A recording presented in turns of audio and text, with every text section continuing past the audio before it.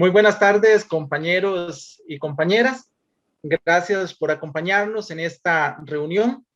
Tenemos esta tarde el honor de contar con la profesora Rosaura Chinchilla Calderón, una persona con una trayectoria envidiable en el seno de la judicatura, pero sobre todo alguien, digo yo, en quien se cumple a cabalidad la máxima del derecho de hágase justicia aunque el cielo se caiga. En esta oportunidad, ella nos va a compartir sus apreciaciones respecto de la opinión consultiva de la Corte Interamericana de Derechos Humanos. Entonces voy a pedirles que prestemos sumamente atención a todo lo que ella deba decirnos.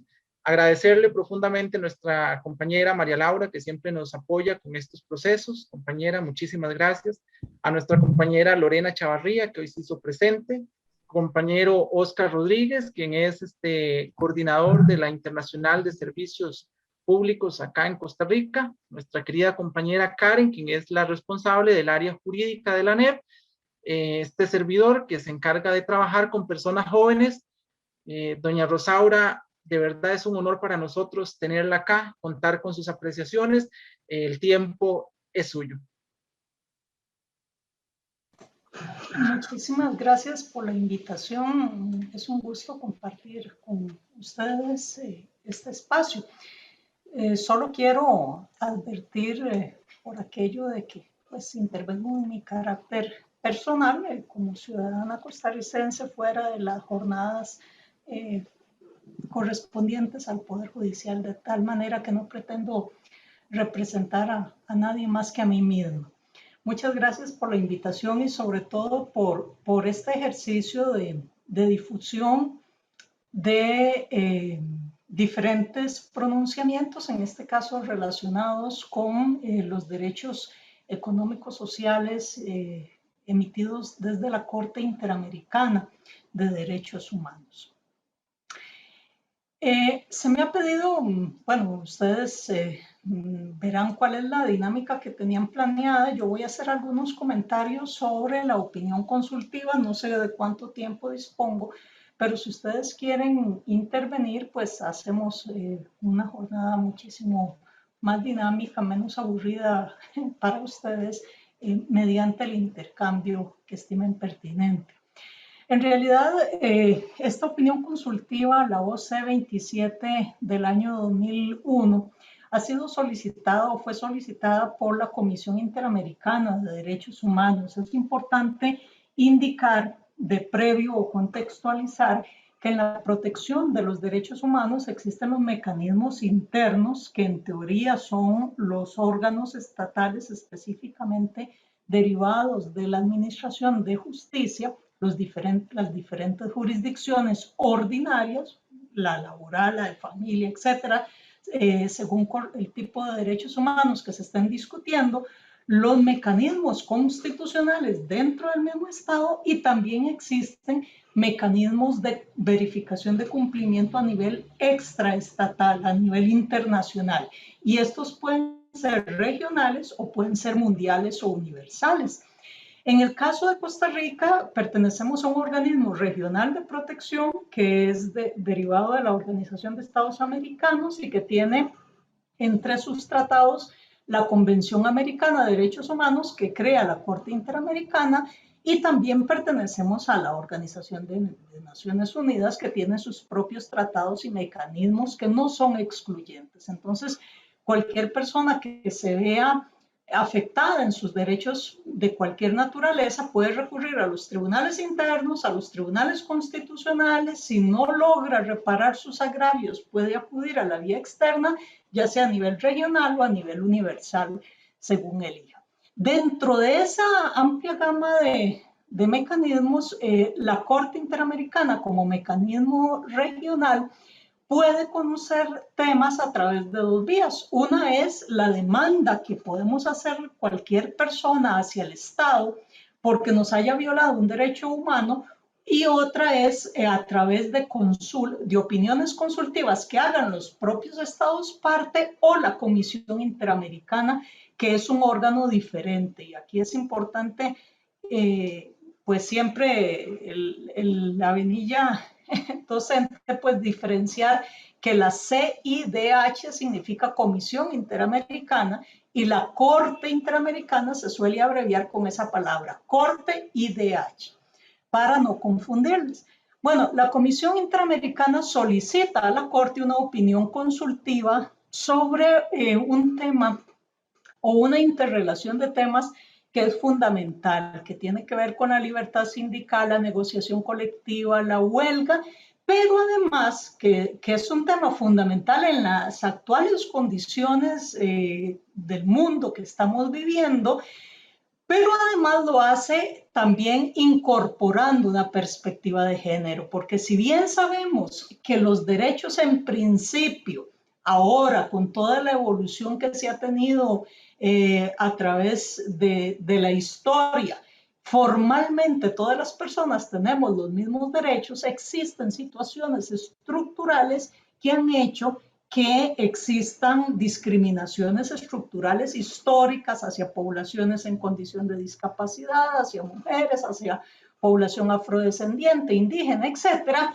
que aunque formalmente tienen los mismos derechos, en la realidad están esos derechos desprotegidos.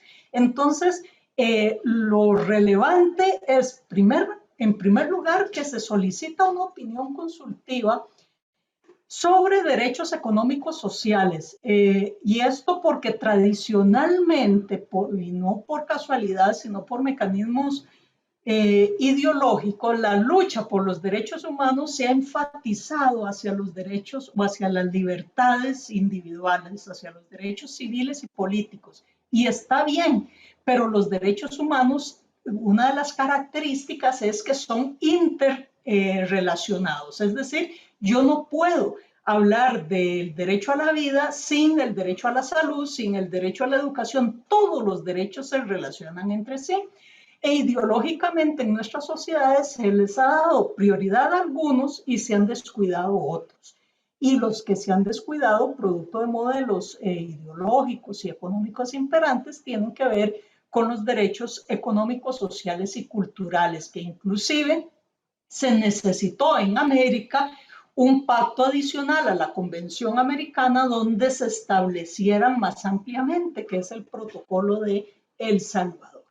Entonces, esta opinión consultiva o esta solicitud de opinión consultiva es fundamental por eso, porque alude a un sector de derechos que inclusive muchos autores dicen que son meras declaraciones, que no son derechos justiciables, y ha habido toda una lucha porque se consideren que son exigibles por sí mismos y demás, y además a que ese reconocimiento se haga a partir de una perspectiva de género donde existen desigualdades históricas. Entonces, a la Corte Interamericana se le formulan por parte de la Comisión, que es el mecanismo que debe hacerse, 9 preguntas que la Corte finalmente termina agrupando en varias temáticas. En estas preguntas termina agrupándolas en 3 subgrupos, valga la redundancia, y sobre esa base las va a ir evacuando. Normalmente la Corte no se puede pronunciar sobre temas que no le lleguen a ser consultados o que no sean litigiosos, en los casos litigiosos, salvo que estén estrechamente relacionados. Y bueno, dentro del marco de las limitaciones que tienen las preguntas, la Corte efectivamente empieza a abordar estos temas. Un primer grupo de preguntas tiene que ver con los derechos relacionados con la sindicalización, los derechos a la libertad sindical, a la negociación colectiva, a la huelga, y además, muy hábilmente me parece a mí, la Corte los relaciona, y digo hábilmente, ¿por qué? Porque en nuestras sociedades, lastimosamente, vienen siendo derechos que se consideran si se quiere, de segunda clase, menospreciados, han sido históricamente marginados y demás, y muchos países y muchos estados no les dan la importancia que tienen, e inclusive, bueno, en el nuestro no, también históricamente ha existido una lucha en ese sentido, hasta el punto de que en algún momento se establecen las asociaciones solidaristas como forma de eliminar todo el derecho de sindicalización. Pero bueno, la Corte muy hábilmente decía, liga esos derechos económicos y sociales y en alguna medida culturales, como son la libertad sindical, la negociación colectiva y la huelga, con libertades individuales, lo que se conoce, entre comillas, y mal, porque no hay generaciones de derechos, repito, todos se relacionan con los derechos de primera generación, que son la libertad de expresión, de reunión, de asociación, etcétera. Y entonces dicen, en realidad, mire, la libertad de reunión, de asociación y de expresión, que son derechos casi, digamos, no cuestionados en nuestras sociedades, son el género, y estos otros, la libertad sindical, de negociación y huelga, son una subespecie de estos. Eso para darles en alguna medida un reforzamiento de la forma en que se van a manifestar. Una de las características de esta opinión consultiva, además de hacer ese ligamen entre los derechos que he mencionado, es establecer y dejar de lado algo que en todos los países del continente ha empezado a atacarse, y es que son derechos que corresponden solo al sector privado. ¿Y esto por qué? Porque tradicionalmente en las luchas históricas que ustedes mejor conocen que yo, pues había muchísimas más garantías para la sindicalización en el sector público, que fue en donde se fue fortaleciendo frente a principios que han venido, digamos, replanteándose porque no estaban bien, como la libertad de despido en el sector privado. Bastaba en el sector privado que se intentara conformar un sindicato para que el patrono alegara la libertad de despido, inclusive pagara con justa causa el despido, y se acababa el proceso de sindicalización. Entonces eran mecanismos burdos y de menoscabar el derecho. Eso hizo que se fortaleciera en casi todos los países todos estos mecanismos en el sector público. Bueno, en esta etapa de la historia en que nos encontramos, aquello lamentablemente no ha cambiado mucho en el sector privado, pero adicionalmente a eso viene un ataque fortísimo a los temas de sindicalización en el sector público. Y entonces el mérito de esta opinión consultiva es destacar que esos derechos se mantienen en el sector público, que no se puede hacer diferenciación entre trabajadores de uno y otro, porque ciertamente los trabajadores y trabajadoras del sector público, al efectuar negociaciones para sus condiciones laborales y demás, están comprometiendo recursos públicos, eso es indudable, pero eso no significa que por ese mecanismo pierdan los derechos que tiene cualquier otro trabajador o trabajadora del ámbito general, porque ya vemos que en el privado no necesariamente se reconoce la realidad. Entonces, la opinión establece ese énfasis que son derechos inalienables, inherentes a las personas, incluyendo en el ámbito del sector público. Adicionalmente a eso, establece, digamos esto en líneas generales, en el párrafo 75 dice que el derecho a esa sindicación, aquí le llamamos sindicalización, debe garantizarse a los trabajadores públicos y privados, incluidos aquellos que trabajan en empresas de carácter económico, pertenecientes al Estado, porque durante mucho tiempo esa fue la excusa, que todo aquel Estado empresario que creaba mecanismos que no eran privados, pero que eran muy parecidos a los privados, no tenían los mismos derechos de aquellos. Y que en ambos trabajadores públicos y privados debe garantizarse esos derechos. Establece claramente, haciendo referencia al Comité de Libertad Sindical, que no es equitativo establecer distinciones entre sector público y agentes públicos, perdón, entre sector privado y agentes públicos, porque ambos deben gozar del derecho de organizarse para defender sus intereses.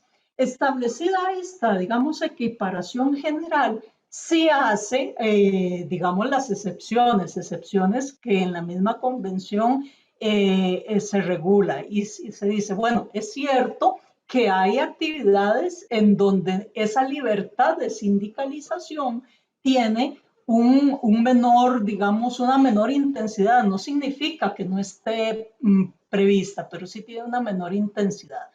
Por ejemplo, las Fuerzas Armadas en los países que tienen ejército, pero inmediatamente la Corte establece, no es lo mismo las Fuerzas Armadas que el personal de policía, y debe establecerse la diferenciación entre ambos ámbitos.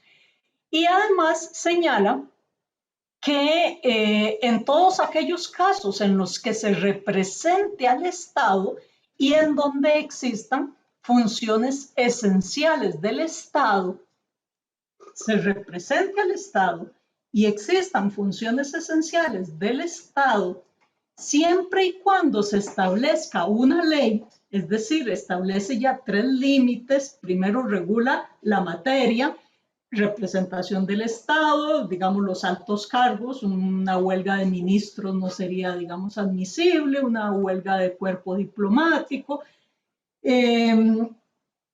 Representación del Estado, servicios públicos esenciales y que se regule por ley.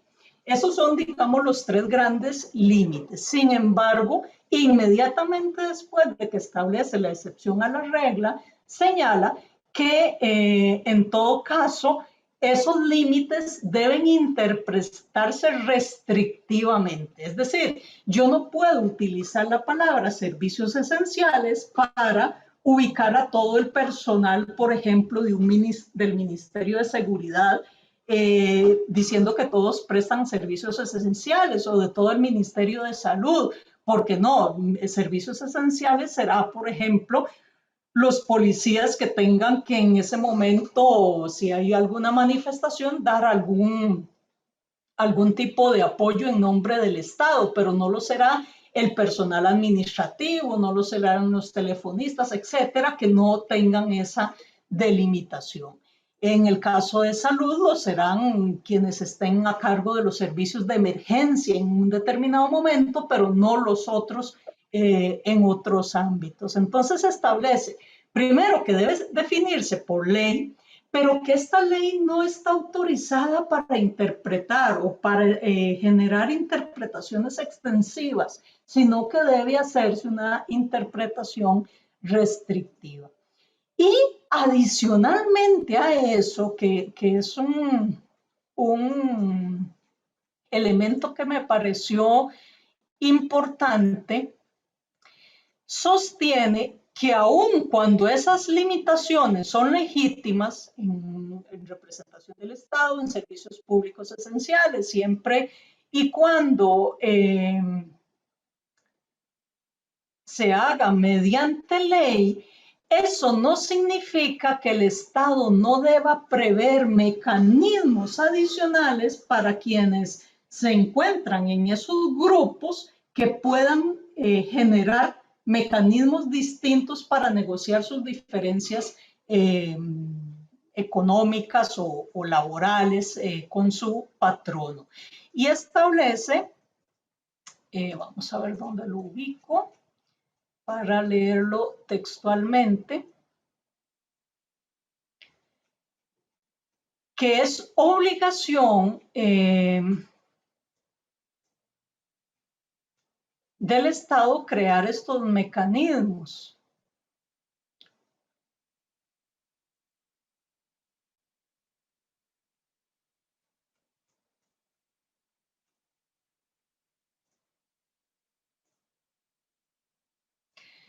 En el párrafo 102, el tribunal considera que el ejercicio del derecho a huelga puede limitarse o prohibirse solo con respecto a los funcionarios públicos, puede, no debe prohibirse, puede. Los funcionarios públicos que actúan como órganos del poder público que ejercen funciones de autoridad a nombre del Estado y ver los trabajadores y trabajadoras de los servicios públicos esenciales. En el párrafo 103 define que son servicios públicos esenciales y que deben interpretarse restrictivamente y que solo deben catalogarse como tales aquellos cuya interrupción conlleva una amenaza evidente e inminente a la vida, la seguridad, la salud o la libertad de toda o parte de la población. Y en el párrafo, en el 104 dice que el servicio mínimo, ese servicio esencial debe limitarse a las operaciones necesarias para atender esas necesidades básicas, es decir, no a todas las operaciones adicionales administrativas y de apoyo.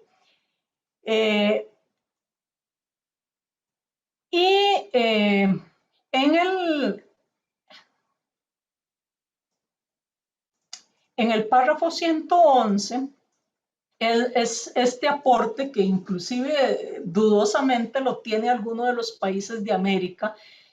Al final del párrafo 111 dice, en lo que respecta a trabajadores y trabajadoras que brinden servicios esenciales, es decir, aquellos para los que, los que es legítimo esa limitación o que ejerzan funciones de autoridad a nombre del Estado, se debe garantizar que la lista de servicios esenciales que no son sujetos del ejercicio del derecho a huelga se encuentre claramente definida en el ámbito interno y conforme a las regulaciones de la OIT.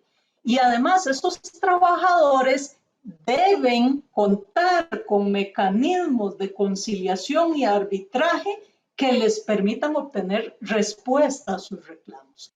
Es decir, sí, en esos ámbitos es posible que el Estado, si quiere, cumpliendo con una ley, limite sus derechos, pero a la par de eso debe hacer esto para garantizar los reclamos que puedan tener. Eso es, me parece, uno de los grandes aportes que tiene esta opinión consultiva. Adicionalmente a eso, establece la necesidad del acceso a la información pública como un derecho instrumental para poder ejercer los derechos sindicales. Es decir, si yo no sé cuánto se está gastando en ciertos rubros, si yo no sé a qué se está destinando el presupuesto, si yo no sé a quiénes se les están dando ciertas erogaciones, etcétera, yo no puedo generar una política de lucha para mejorar las condiciones, etcétera, porque no tengo la información.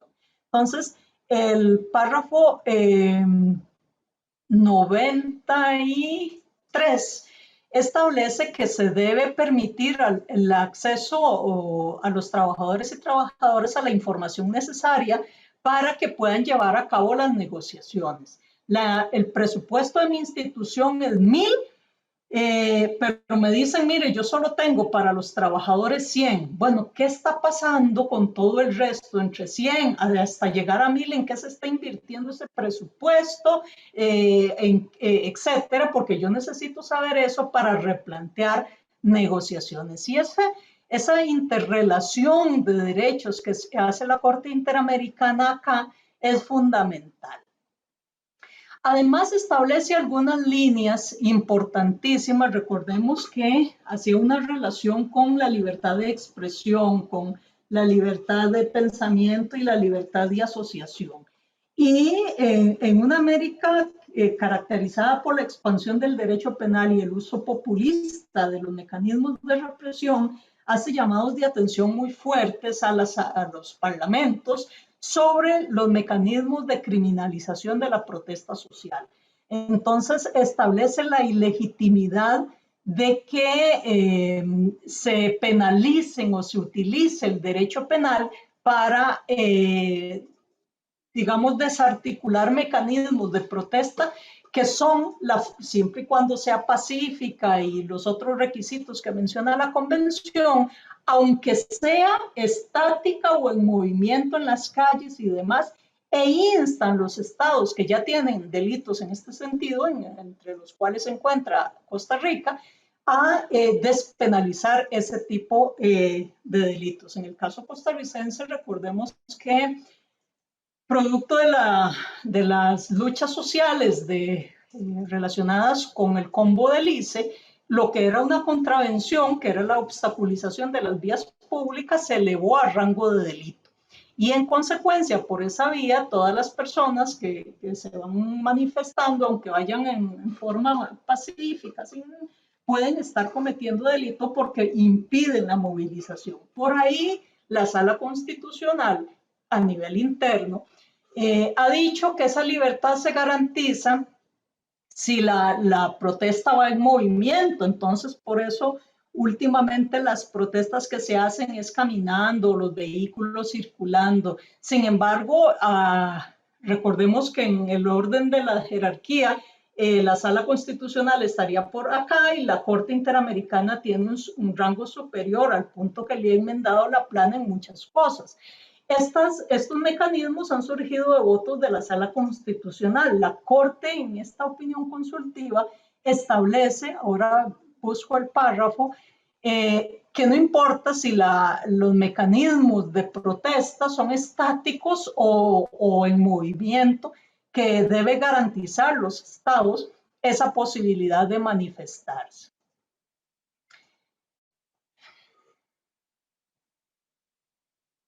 También enfatiza que todas aquellas autorizaciones que se requieran para realizar una protesta o todos aquellos trámites administrativos para incluir un sindicato, inclusive establecidos en ley o para regular la existencia de un sindicato, pueden violentar los derechos humanos a la sindicalización.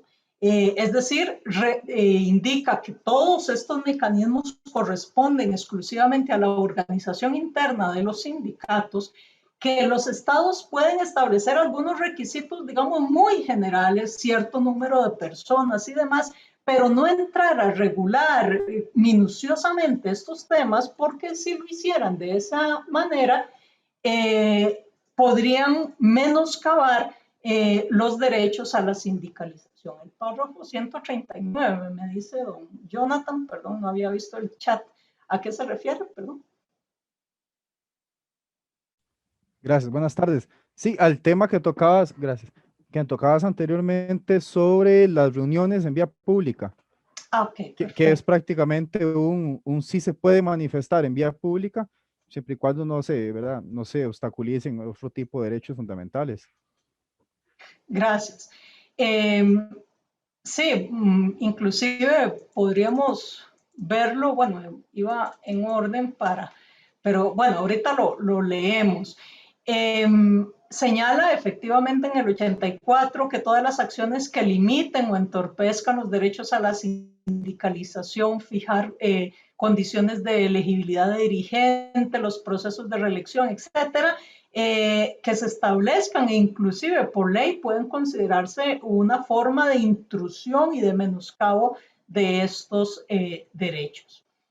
Lo mismo que todos los temas de financiación, de estructuración, de suspensión o disolución de las autoridades administrativas, ministerios de trabajo que se dedican a regular estos temas, y establece que en realidad todos esos mecanismos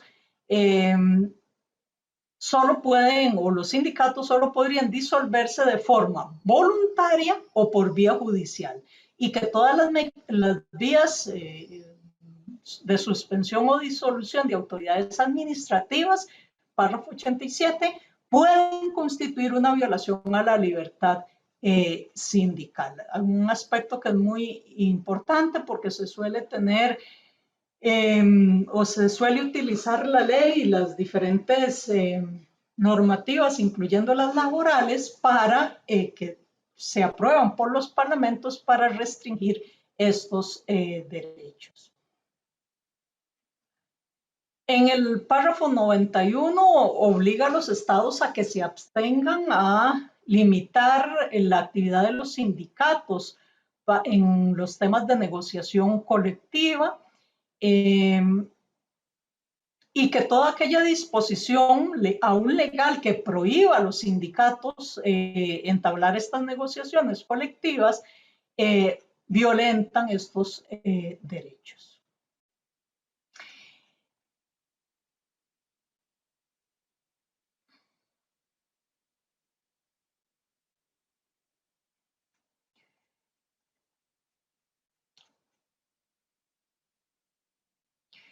En el caso, bueno, que esto evidentemente para la legislación costarricense, sobre todo la que se ha dado en los últimos tiempos, implica una relectura de esa legislación, convenios de derechos humanos o resoluciones como esta de la Corte Interamericana tienen el mismo nivel, por debajo resoluciones de la Sala Constitucional y por debajo la ley.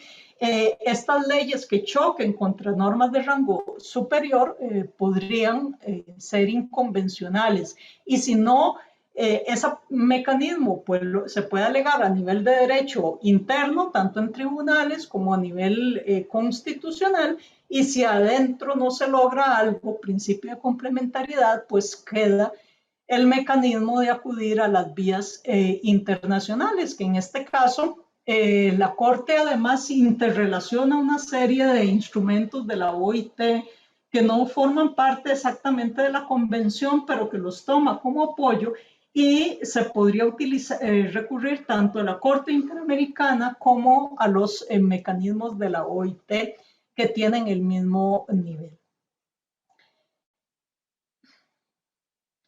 La declaración de ilegalidad de la huelga, que no puede recaer en organismos administrativos, que compete exclusivamente al Poder Judicial, que solo por causales taxativamente establecidas en la ley, pero después agrega, porque sabemos cómo puede ser la construcción de la ley, que esa ley debe construirse conforme a los derechos y garantías establecidos en el 8 de la Convención. Y en consecuencia solo puede limitarse o prohibirse, párrafo 102, esto que he mencionado. Entonces, a las diferentes categorías de trabajadores que se han indicado ahí. Entonces, esto es importante por todas las limitaciones que se han podido introducir en esta materia. En el párrafo 109 obliga a las autoridades a hacer ese control de convencionalidad. En el 111 a suprimir todas aquellas reglas de derecho interno que obstaculicen esos derechos. Vuelve a enfatizar en ese párrafo el tema de mecanismos alternos de conciliación y arbitraje para trabajadores y trabajadoras que se encuentren en las condiciones de excepción. Después, ahí a nivel jurídico, pues esto es importantísimo para jueces y juezas de trabajo. En el párrafo 116 establece cómo debe ser una justicia laboral, cuáles son los mecanismos que deben existir, la irrenunciabilidad del derecho de los trabajadores a acudir a las instancias correspondientes, una jurisdicción especializada, la aplicación de la perspectiva de género, sobre lo que ya vamos a hablar, un procedimiento especializado en materia de sindicalización, distribución de cargas probatorias, la aplicación de los principios sin dubio pro operario y favorabilidad, la gratuidad de la justicia laboral, que hasta hace muy poco se está implementando en Costa Rica, y la garantía del derecho de defensa especializada. Ciertamente desde el 48 hasta el 2016, cualquier persona podía acudir a la justicia laboral, pero no tenía acceso a una defensa técnica. Entonces era lo que se conocía como burro amarrado contra tigre suelto, es decir, las limitaciones que pueden existir por no tener un conocimiento técnico frente a las grandes empresas o patronos que sí estaban representados con personas versadas en derecho. Esta obligación de tener una defensa gratuita y especializada la establece este instrumento.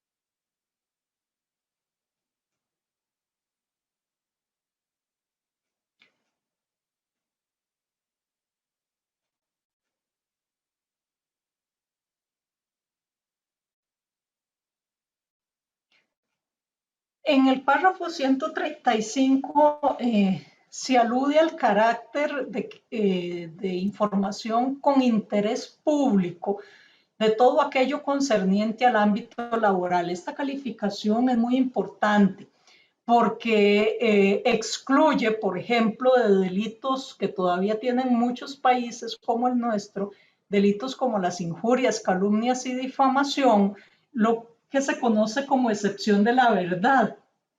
A ver, en derecho penal, por ejemplo, si yo le digo a alguien, no sé, que cometió un delito, eso se llama calumnia, yo debo probar, y a mí esa persona me acusa de calumnia, yo debo probar que efectivamente aquel otro cometió un delito, etcétera. Y la otra persona puede exigir la excepción de la verdad de que no lo cometió o qué sé yo. Ahí es un tema probatorio. Cuando algo se cataloga de interés público, es una excepción a esa excepción de la verdad. Entonces, basta que se alegue el interés público y que efectivamente lo tenga para que yo, en consecuencia, pueda decir, mire, yo dije esto en ejercicio de tal derecho y no estoy difamando a alguien, no estoy injuriando a alguien porque hay un interés de conocer este tema.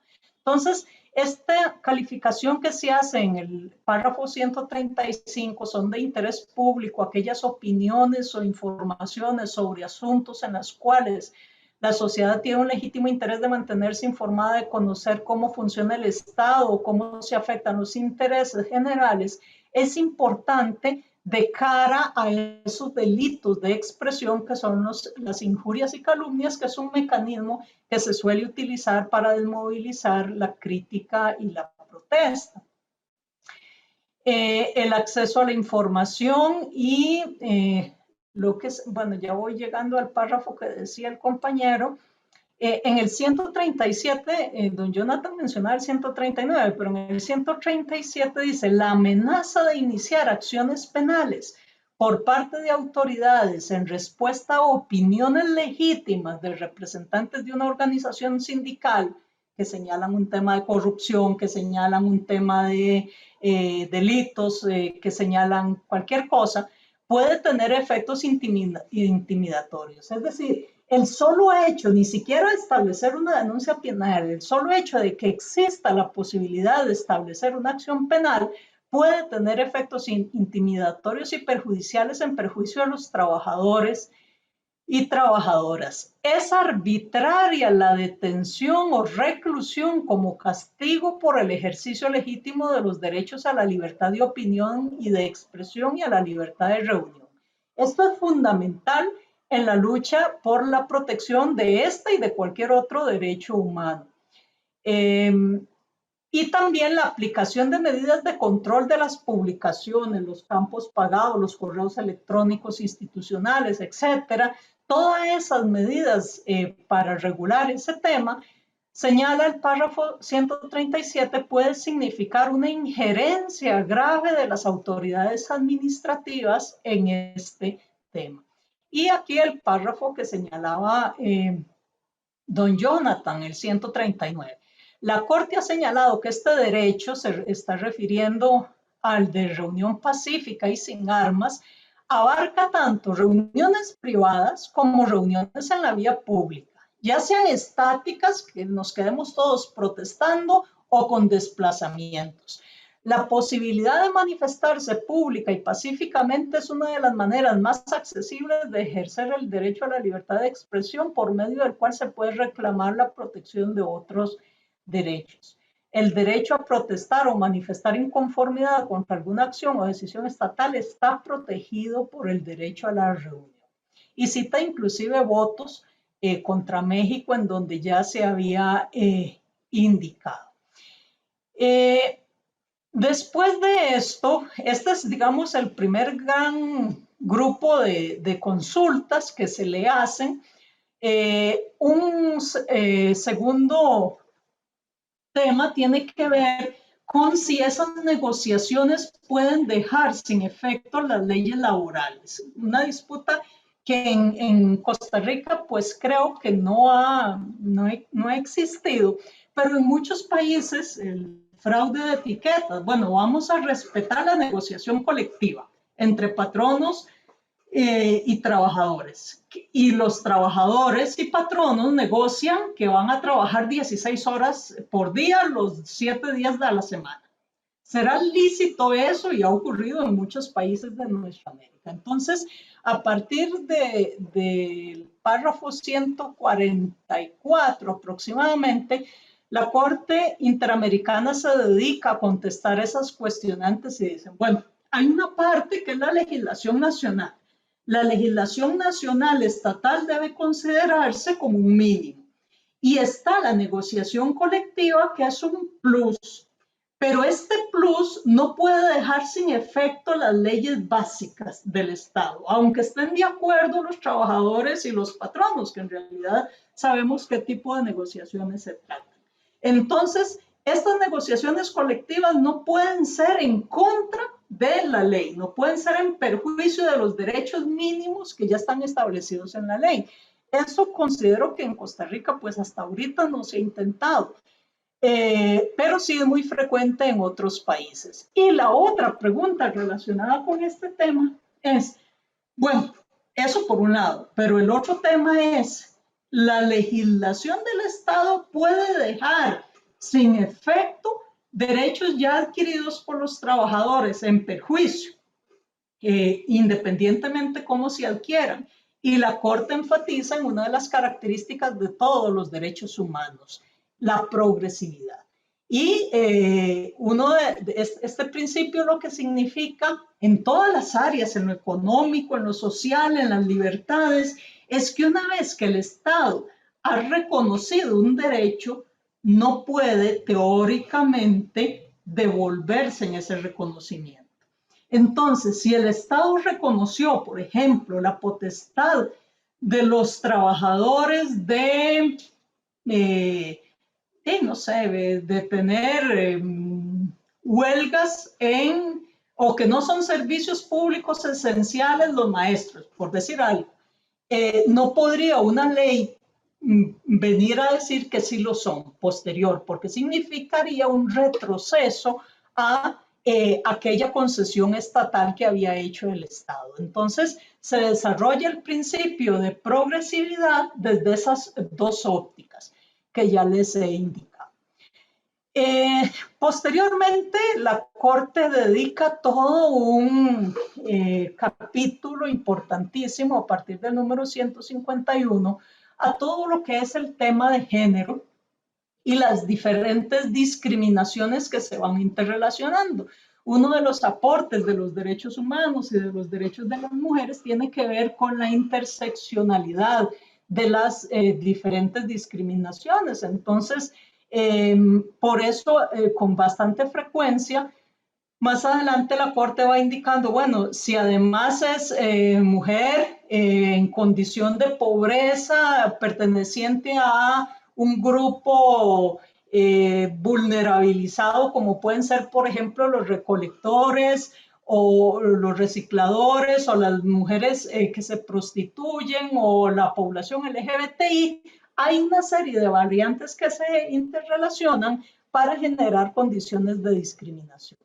En este apartado, la Corte inicialmente empieza a establecer la violencia contra las mujeres, que se manifiesta también en el acceso a los cargos públicos y dentro de ellos las diferentes situaciones estructurales que hacen que las mujeres no se ocupen en los puestos de dirigencia de los sindicatos, aspecto que ha sido tradicionalmente digamos, dirigido por hombres. Entonces dice, bueno, ¿por qué ocurre esto? Porque hay una serie de condiciones estructurales relacionadas con la crianza de los niños, de las niñas, de la educación, las oportunidades laborales, las dobles o triples jornadas, etcétera. Y hasta que no se cambie esto o hasta que los estados no den condiciones de cuidado de niños, de alfabetización, etcétera, las mujeres no pueden ubicarse en la vida real en la misma posición y aspirar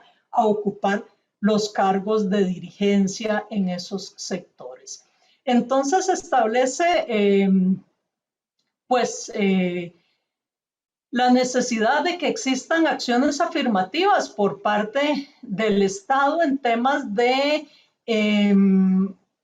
cuidado de personas, que ha sido un tema tradicionalmente de las mujeres, asignado por la cultura a las mujeres, que adicionalmente el Estado brinde mecanismos para el cuidado de los niños, que se establezcan cambios en la legislación para fortalecer la incorporación de los hombres a las labores domésticas a través de las licencias, por ejemplo, para el cuidado de niños, niñas, personas enfermas, derechos de licencia ante los nacimientos, igualdad salarial, el refuerzo de las mujeres trabajadoras embarazadas que además puedan estar sindicalizadas, que si ya de por sí estar sindicalizado implica muchas veces una persecución patronal y también el estar embarazada lo implica,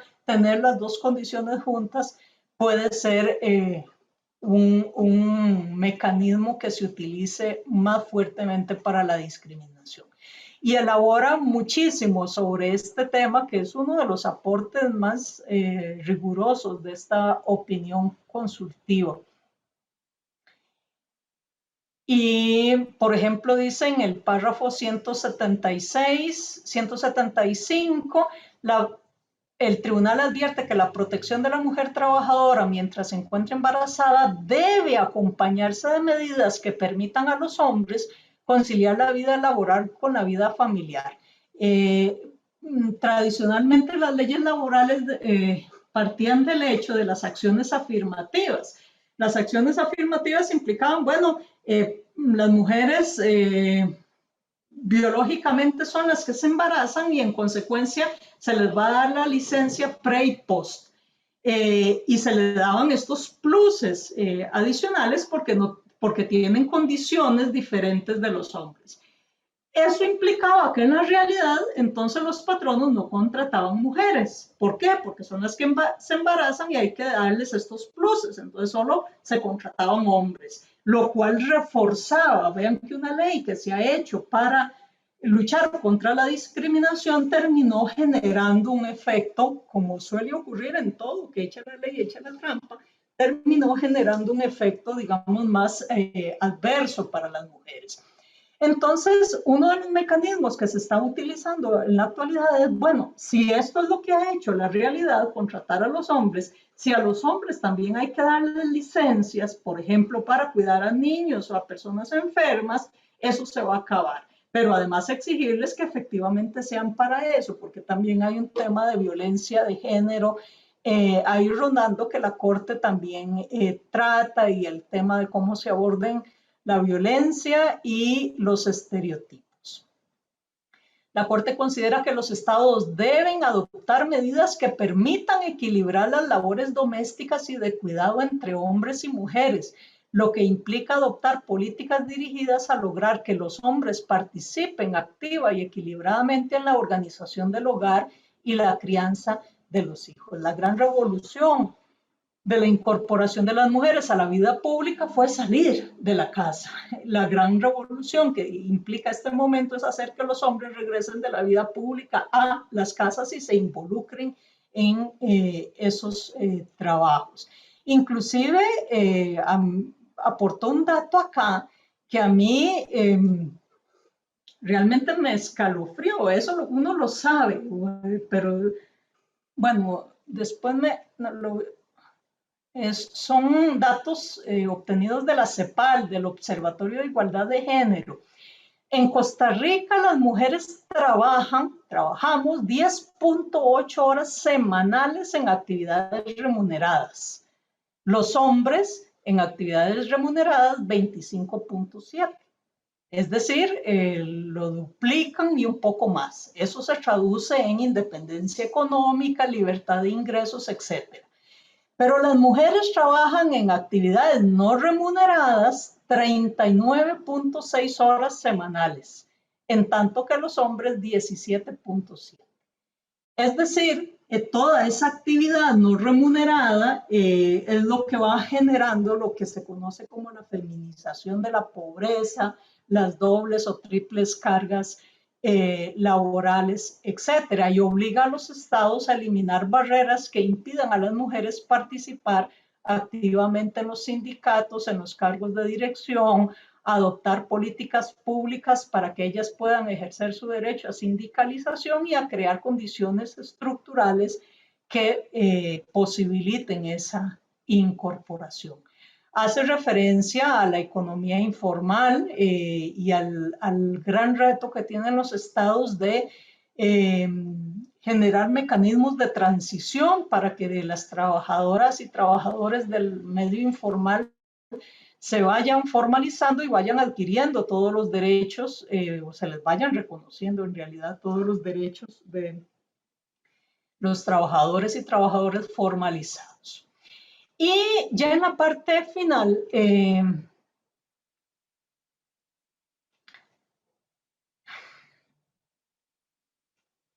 alude a, digamos, los grandes retos derivados de las nuevas tecnologías. Todo lo que significa la precarización del trabajo, producto de las grandes plataformas, lo que se llama los mecanismos de inteligencia artificial que han ido desplazando a los trabajadores y trabajadoras y que en el marco de la pandemia también se traduce en todo lo que implica el teletrabajo y el trabajo remoto. Establece dos aspectos fundamentales y es que las condiciones de trabajo remoto, de teletrabajo, no pueden menoscabar los derechos que se han tenido en temas de presencialidad, que uno lo deja entrever, aquí sí no lo dice expresamente, pero que este mecanismo de trabajo virtual o remoto, que además sabemos que genera unas dobles o triples aumentos de jornadas, de exigencias y dobles cargas, sobre todo a las mujeres, señala que es un mecanismo que se ha utilizado para dejar sin efecto la libertad de asociación, la libertad sindical y los derechos sindicales. ¿Por qué? Esto lo sugiere porque si yo envío a todas las personas fuera, que es la misma línea que viene estableciendo en el trabajo informal, impido que las personas se comuniquen, que tengan una base asociativa, que se puedan plantear cuáles son las cosas que tienen en común, cuáles son los aspectos que las perjudican y que se puedan organizar y luchar por sus derechos, porque cada persona está aislada, además sobrecargada con jornadas y demás. Entonces, uno de los grandes retos que establece esta opinión consultiva es equiparar los derechos, establecer la necesidad de que se busquen mecanismos para ese derecho a la sindicalización, tenerlo en trabajo remoto, por un lado, y por el otro lado, sobre todo en el voto concurrente que hace uno de los jueces, que permitiría sacarle muchísima punta a muchos temas, establece que ya lo han dicho otros tribunales laborales, sobre todo de países desarrollados, que todos estos mecanismos de trabajo en plataformas son mecanismos de trabajo y que sí hay una relación laboral, que no es eso de que yo no tengo empleo, yo no tengo patrón, que yo soy socio y que no tengo derechos laborales, sí es trabajador y sí tiene derechos. Inclusive en el voto concurrente, ahora cuando llego, sí es un voto de él exclusivamente, pero creo que da unas pautas a los jueces y juezas de trabajo que además, repito, ya sean en otros tribunales laborales del mundo, ya se ha establecido así, de cómo debe abordarse este tema y a partir de qué mecanismos. Esto es básicamente, digamos, hace un resumen muy apretado de lo que contempla esta opinión consultiva, que tiene el mérito de incorporar una serie de tratados, porque generalmente las opiniones consultivas se limitan a un tratado en particular, que es la Convención Americana, pero en este caso no es la primera vez, lo han hecho otras veces, por ejemplo, en materia de derechos de la niñez, toman tratados como la Convención de los Derechos de los Niños, que es de la ONU, y la incorporan.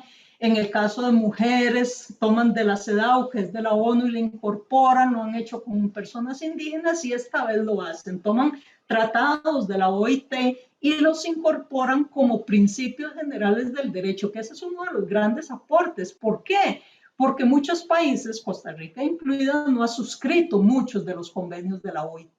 Y en consecuencia, pero sí ha suscrito la convención y sí la obliga la convención y sí la obliga la Corte Interamericana. Entonces, si la Corte Interamericana dice, mire, esto forma parte de derecho consuetudinario y se incorpora al artículo tal de la convención, eso ya obliga al país a respetarlo y a cumplirlo, aunque no haya suscrito aquellos convenios de la OIT, que no por casualidad no los ha suscrito. Señala al final que esa falta de reconocimiento de las plataformas está excluyendo a los trabajadores de los beneficios laborales, incluida la estabilidad, el salario mínimo, el acceso a condiciones dignas de empleo y dificultando su posibilidad de ejercer derechos sindicales. La Corte resalta la importancia que tiene el diálogo tripartito, etcétera, pero me gustó muchísimo más que eso hay que reforzarlo siempre con jueces y juezas laborales. El voto concurrente de Palmiño Freire, en donde dice: el uso de plataformas digitales en el empleo permite al empleador utilizar la mano de obra de muchas personas de manera ocasional, desprolija, sin que aparentemente exista un vínculo laboral estable. Y dice, ya le dice directamente a los tribunales internos que resuelvan demandas laborales de personas que presten servicios a través de aplicaciones digitales o nuevas tecnologías y que demanden su reconocimiento como trabajadores,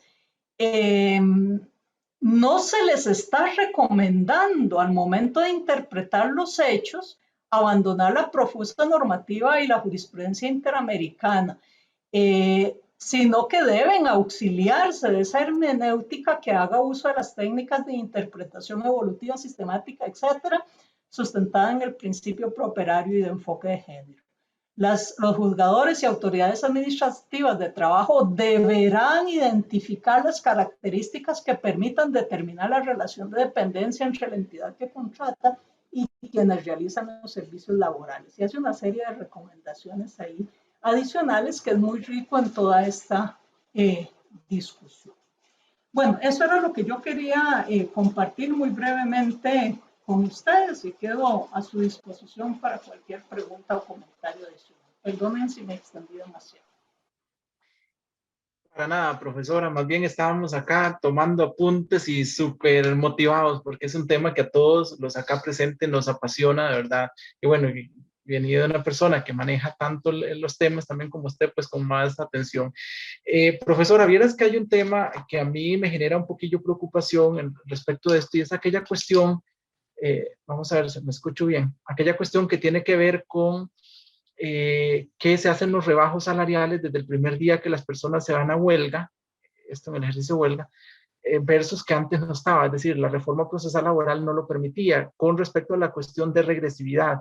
Me preocupa porque esto podría calzar, según mi entender, en este efecto intimidatorio que la Corte trata de decir, no, no se permiten efectos intimidatorios, pero también con una cuestión se puede ligar a aquello que, vamos, yo me voy como persona trabajadora a una huelga creyendo que el derecho me asiste, creyendo que la actividad a la que yo voy es lícita. Es decir, hasta ese momento, si no hay una declaratoria, la actividad es lícita. Entonces, cualquier medida que venga a limitar o intimidarme puede ser ilegal o puede ser contraria a lo que dice la Corte. De repente, ¿cómo ve ese aspecto? Y el otro es el camino que se pueda seguir de acuerdo a su experiencia, porque le cuento, si bien es cierto, aquí en Costa Rica hay un tema de que se le dice, a uno, incluso hasta en academia, se le dice a veces, vea, quien hace control de convencionalidad únicamente son los jueces, perdón, los magistrados de sala constitucional, pero vamos a ver, aquí la Corte es clara diciendo, no, cualquier operador de justicia, es decir, todos los operadores tienen esta posibilidad. La otra es, vamos a ver, una de mi interés en relación a esto es cómo hacemos para que ahora este derecho se pueda adaptar el derecho interno a lo que dice la Corte, tomando en consideración que hay aspectos interesantes. Servicios esenciales, se amplía la lista de servicios esenciales, extrañamente se amplía esa lista, pero aquí la Corte usa términos como evidente e inminente. Usa servicios mínimos, es decir, en aquellos sectores donde podamos atender con servicios mínimos para no quitarles el derecho completo a toda la población que labora ahí, eso se debe aplicar. El Estado aquí, al menos en estas leyes que recientes se están discutiendo, perdón, la que está en análisis, se dice no. Simple y sencillamente no se discute temas de servicios mínimos y se amplía la lista. ¿Cómo ve esta situación? Sí, yo coincido en que mucha de la legislación que se ha metido en el país ha sido regresiva en derechos humanos, en estos y en otros. Eh, y que este país que durante mucho tiempo se ha apreciado de ser el gran respetuoso de derechos humanos, los incumple con bastante frecuencia a nivel de derecho interno. Ninguna lucha o ningún reconocimiento de derechos se da sin lucha. No es una dación gratuita del poder, los derechos, todos los derechos de todas las poblaciones se han logrado reconocer mediante luchas y mediante luchas que han costado sangre muchísimas veces. De cuando se habló de derechos de las mujeres, que eso a veces se nos olvida, en la Revolución Francesa en 1789, las mujeres lucharon a brazo partido por la libertad, igualdad y fraternidad. Y cuando dicen, mire, queremos ser ciudadanos, no, solo para los hombres. Y Olimpia de Gouges dice, no, pero también tiene que ser para las mujeres y termina en la guillotina. Y eso ha sido así con todas las poblaciones, los afrodescendientes, los indígenas, la población LGBTI, ninguna lucha por derechos humanos se ha dado por concesiones del poder gratuitas. Con esto le quiero decir que sí, yo coincido que en estos temas, en derecho penal, en muchos otros temas, ha habido una regresividad que a nivel interno, lamentablemente, y debo decirlo así porque yo formo parte en alguna medida del sistema y yo creo en el derecho, pero lamentablemente parte de eso ha implicado por diferentes razones que no se obtenga el reconocimiento a través de las vías jurídicas ordinarias.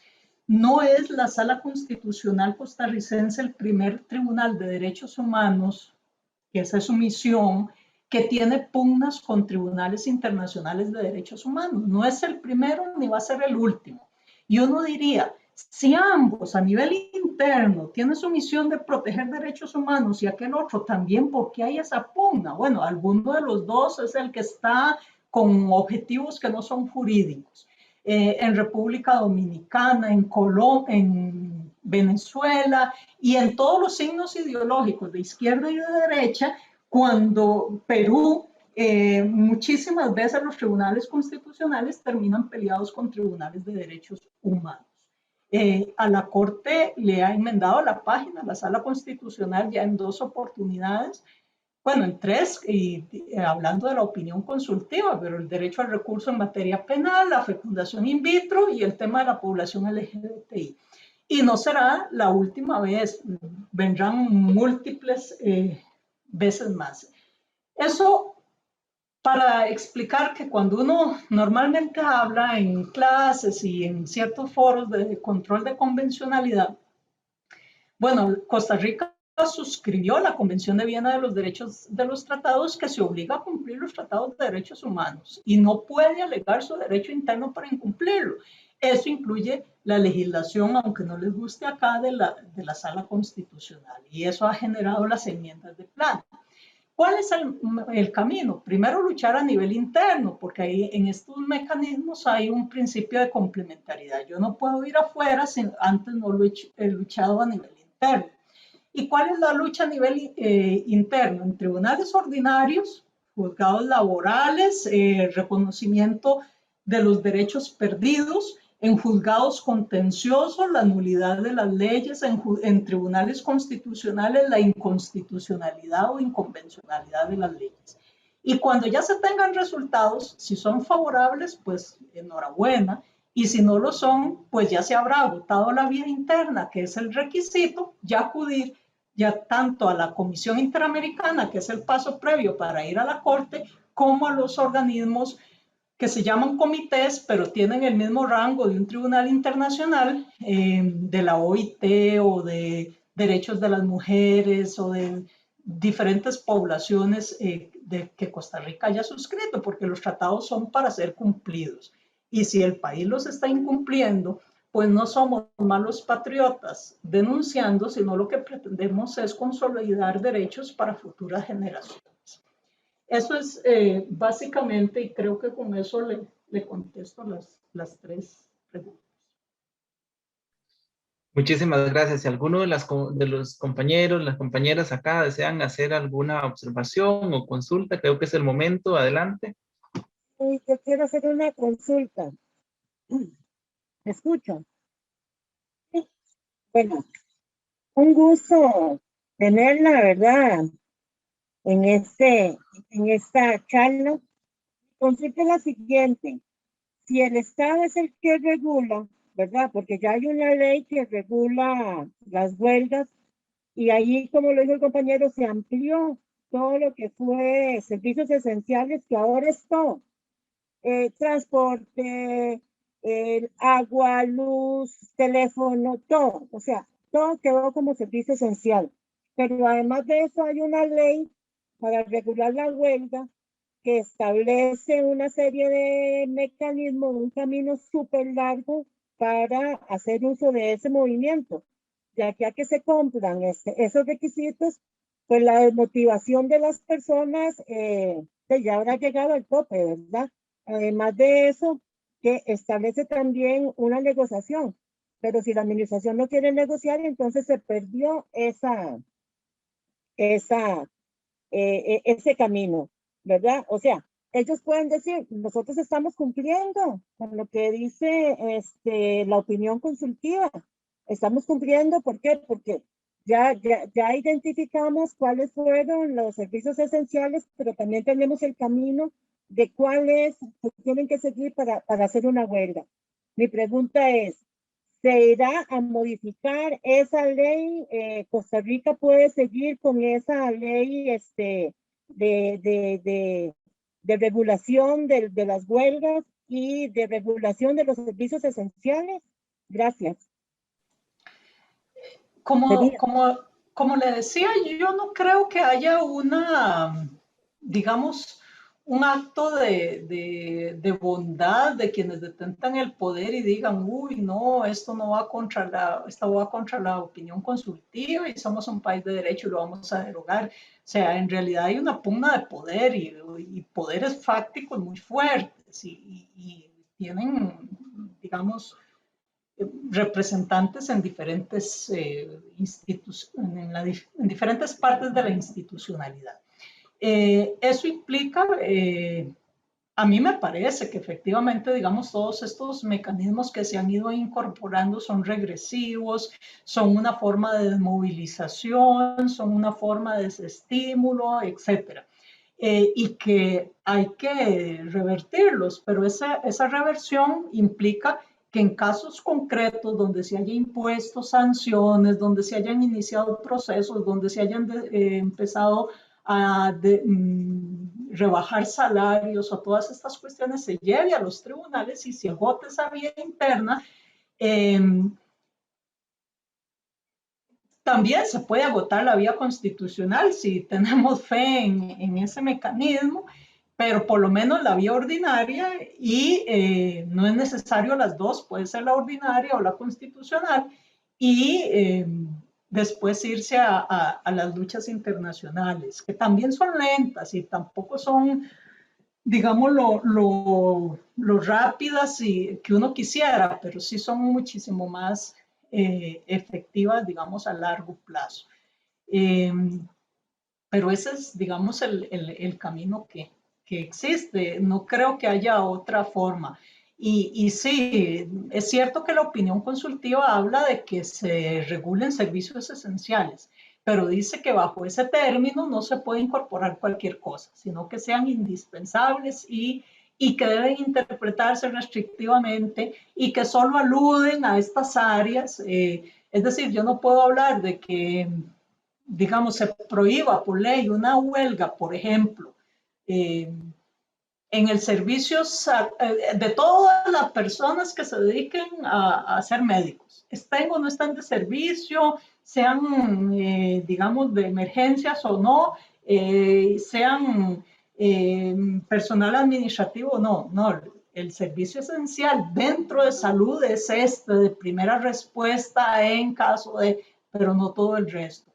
E igual en todos los ámbitos. Entonces, esas limitaciones las estableció claramente por primera vez, me parece, la opinión consultiva, incorporando temas de tratados que, repito, Costa Rica no ha firmado, y eso es lo valioso, que ya tenemos, digamos, un camino allanado en ese sentido de reconocimiento formal de un organismo internacional que obliga a Costa Rica que antes no se tenía.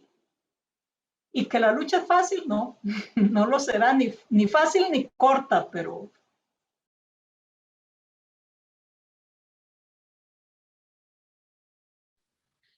Bien, no sé si algún otro compañero o compañera desea consultar o hacer un aporte.